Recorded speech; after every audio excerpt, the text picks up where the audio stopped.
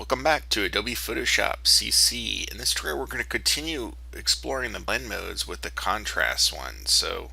The contrast ones are basically right below the lighten ones, and the go-to blend mode is overlay, but there's soft light, hard light, vivid light, linear light, pin light, and hard mix. So there's definitely a good number of sort of mix there to explore.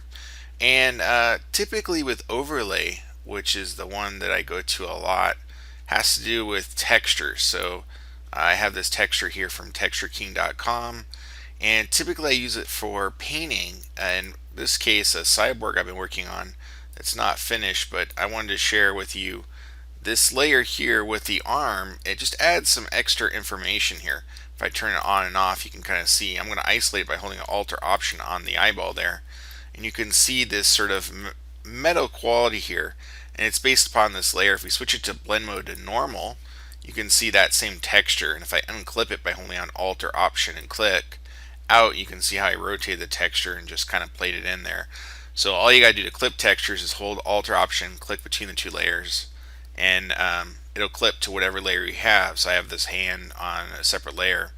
Of course, normal is 100% opacity, so I'd want to change the blend mode, and typically with textures, overlay is the go-to method. Sometimes I'll go to multiply because I need to darken the textures, but for this example, definitely overlay is going to work probably the best. And if you turn off the eyeball, you can kind of see the before and after kind of deal. So yeah, so have fun exploring textures in painting.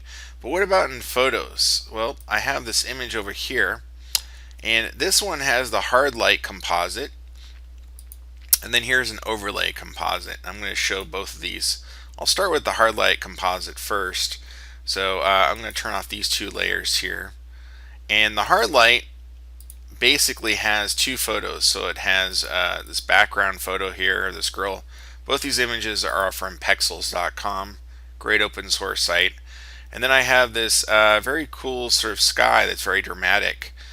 You want to notice that both these images have good range of medium tone. This one's definitely on the lighter side than this one. This one's definitely higher contrast.